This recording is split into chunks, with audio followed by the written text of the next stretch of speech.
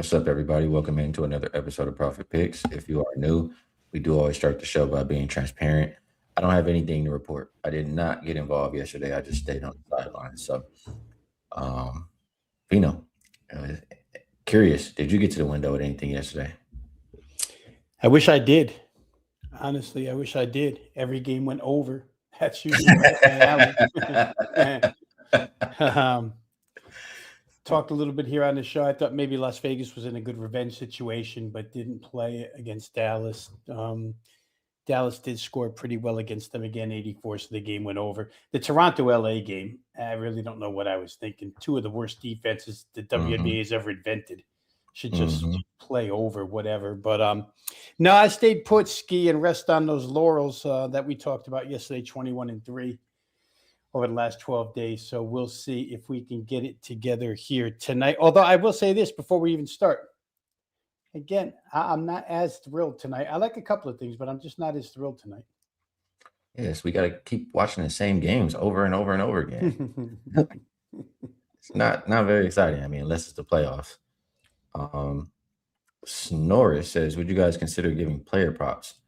We consider giving anything we think will win, and we don't always. I mean, it takes time to cap these games, and if you want to win, you got to cap them thoroughly.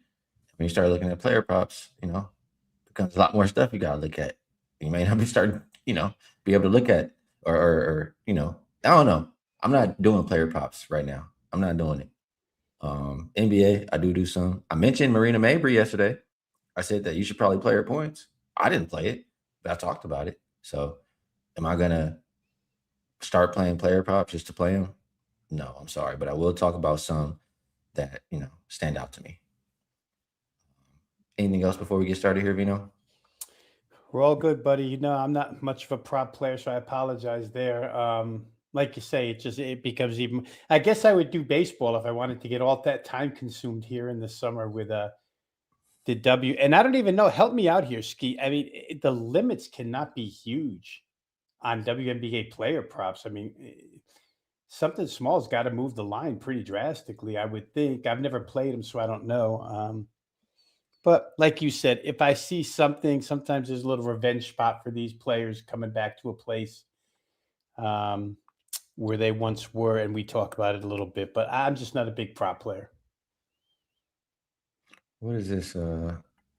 Ski. Not sure what that means. I don't know. But I appreciate you tapping in, J Buff. Definitely know who J Buff is. All right. Let's get to it, Vino.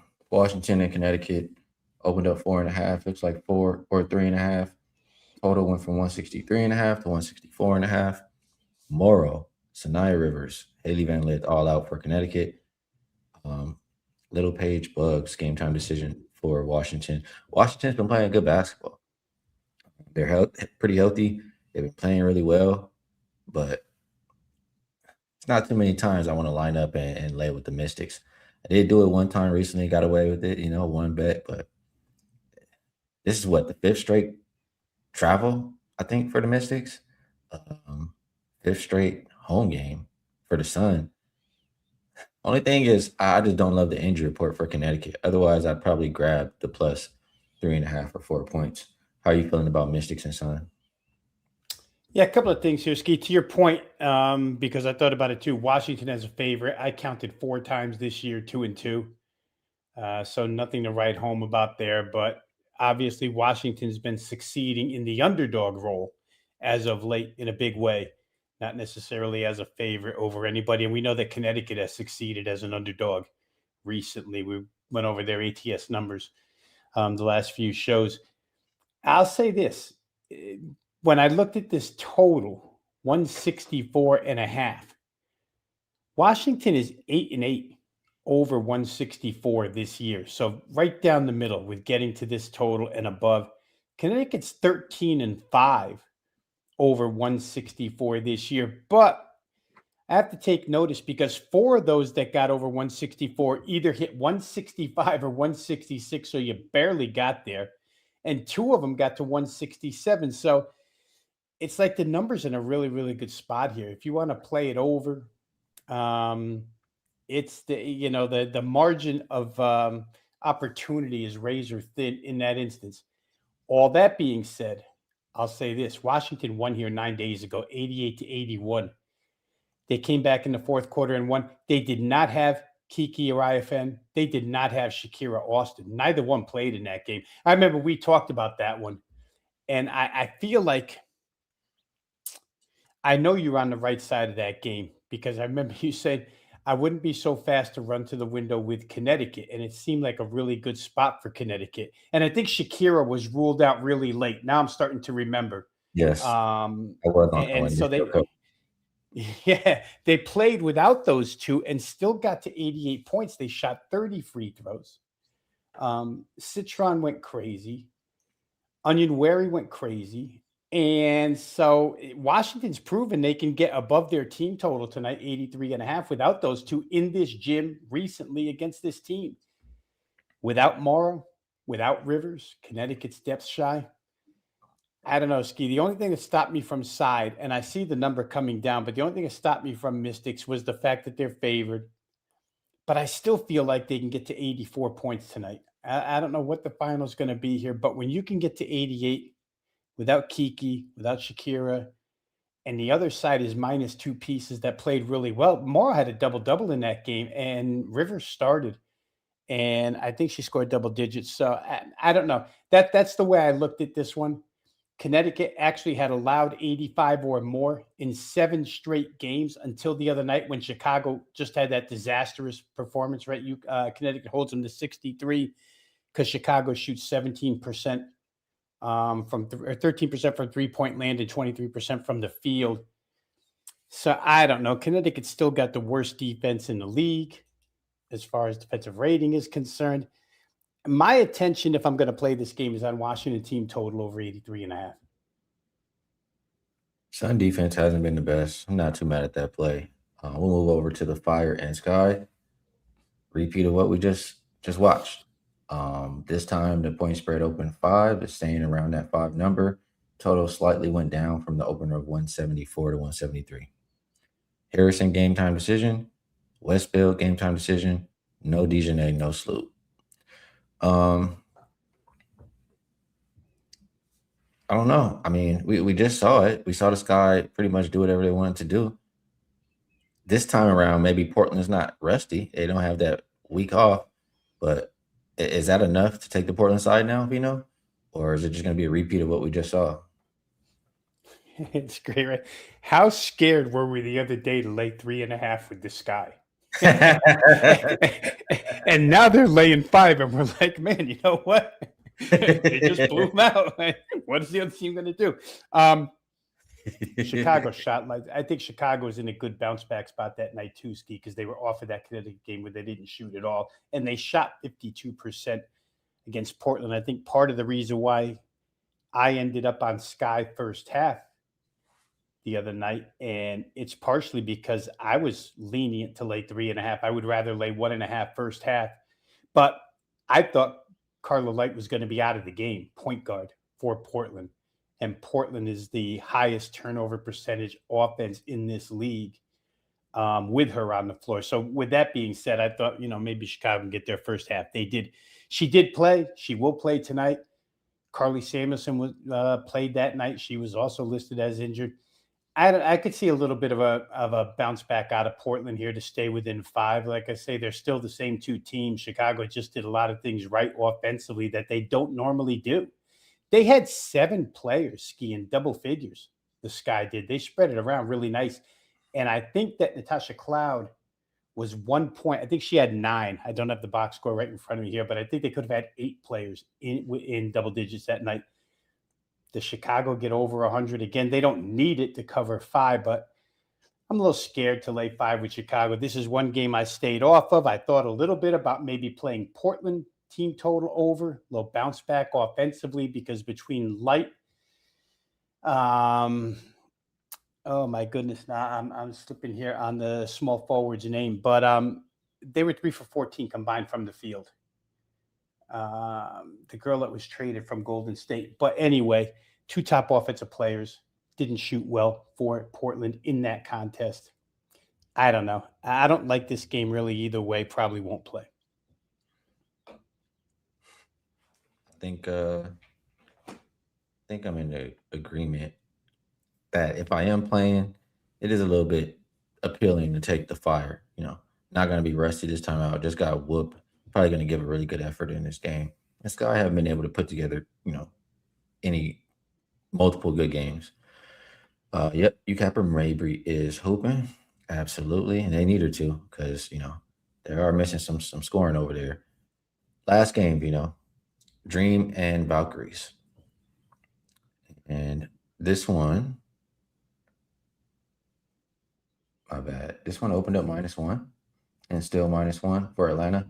Total went from 163 to about 164 and a half. You got okay. Good thing I refreshed the injury report. By the way, Carly Samuelson is game time now for Portland. It's my bad on that. Um, and for Atlanta, Alicia Gray is off the injury report. Looks like she's going to be available. That's big. No Bree, no Aaliyah Nye. Um, Vino, I did get a winner with Golden State last time. These teams just met the other day. Golden State was off a couple losses, had a couple days off, coming home. Now, I mean, the Dream, they got their wake up call in that game. They were getting smoked, and they made some adjustments, and the defense started to give Golden State problems towards the end of that game. And also, I forget who else it was. I can't think of the big's name for Atlanta off the bench, but she was getting buckets too. I think that Atlanta can absolutely win this game this time around, especially after it seemed like they kind of figured out how to defend Golden State last game. So I would think the Dream is the right side this time around. What do you think? First things first, I'll backtrack and tell you that I was trying to think of Bridget Carlton for Portland. That's not a Golden State trade that or a free agent. That's a Minnesota free agent. But Bridget Carlton, obviously key to Portland's offense. And she had an off night the other night.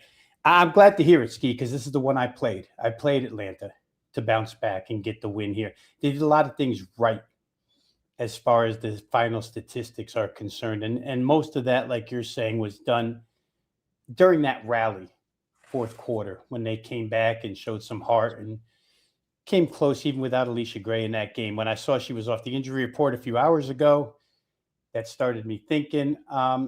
Couple of things that they did poor. They didn't shoot well. Let's face it, 39% from the field, 22%. They only made 4 threes in the whole game. And Ryan Howard makes 4 in a game a lot of times. And they went 12 of 22 from the free throw line. I mean, Angel Reese, she gets there a lot, but 4 of 9 is not going to cut it. She's got to make some free throws here tonight, but I don't think they're going 12 of 22 again. What Angel Reese did really well was crash the boards. She does it every single night, but against this team, she owned the boards. I think they can do a little better job there. They won points in the paint by 20 in that game. Atlanta 42, the other side 22. Because all Golden State does, we're repetitive about this, all they do is shoot threes. Are they going to make 15 threes again tonight? I'm not so sure they're making 15 threes. I think Atlanta's got, sort of to your point, the defensive capability. They're not the best 3-point defense, but when that's your main focus, which I'm pretty sure it'll be tonight, don't let them shoot threes. Don't let them make threes. I think they can do a much better job here. Atlanta's got such good offensive talent, and they've got good defenders too. Jordan Canada, Ryan Howard, they can defend on the perimeter. So for me, it's Atlanta -1. I already played it. Glad to hear you're kind of lined up with it. I think they probably get a split in this series. UCAPper seems to agree as well. Says says Dream had to travel from Atlanta. Valks only had to travel from Las Vegas. They probably didn't have their legs under them. Good point. SF Niner, appreciate you tapping in. Absolutely good to see you in the chat. And yeah, just the regression angle to this game, I can absolutely get behind. So that's how we're seeing this one. That will wrap up the show. So before we do get to best bets, let's do the good old promos that we usually do. We do have Skee and Veno 2-for-1 3-day all access. Comes out to only $69. Get every play from Rob Veno and myself, and we've been doing well. I mean, what was it, 21-3 over the last, what is it, like 10 days, something like that, 11 days, something like that. Whatever the case, we're making money. And if you want to be involved with both of us, this is the way to do it. We say Skee stinks. I don't want Skee. I just want Veno. Buy 3, get 3 free. You can get 6 days of Veno for just $69. Or if you just want to rock with me, you can get me for 6 days as well. A lot of different ways to get involved. So Veno, on that note, I'll pass it back to you. And if there's anything else you'd like to promote, feel free. And if you have a best bet for the show, we'd love to hear it. If you don't worry about it. I will say really quick, like I've said the last couple of weekends, the buy 3, get 3 free in my instance includes weekend football, Canadian Football League, go off to a 70% start, 7-3.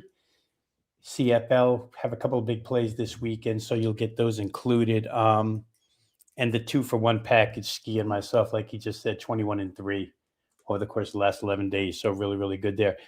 I'm going to leave a best bet here, Skee. Again, it's the only one I played today, and it is up for clients. So I'm kind of going against the rules here, but I'm going to go ahead and give it out. The Dream -1 tonight. I just stated a lot of the reasons. One reason I didn't state that I should have that was in my notes is that we talked the other day, Skee, about how much Atlanta had been scoring, right? 90s, hundreds, but it was against bad defenses. It was against Indiana, it was against Toronto. And now that they've seen Golden State's defense one time, I think this shot selection will probably be a little better. I think their shots fall here a little more tonight. So for me, best bet, Atlanta Dream -1.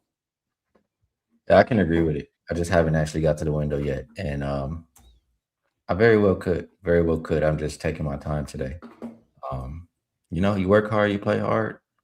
Kind of play hard last night, so I'm doing a little bit of catch up and just taking my time today. So most likely we'll be there with Vino. All right, that'll wrap it up for today. That'll wrap it up for the week. Vino, like I say, I always appreciate you taking the time to cap these games with me. Chat, we appreciate you all as well. Best of luck, everybody, on all your action over the weekend, and we will catch you guys again on Monday.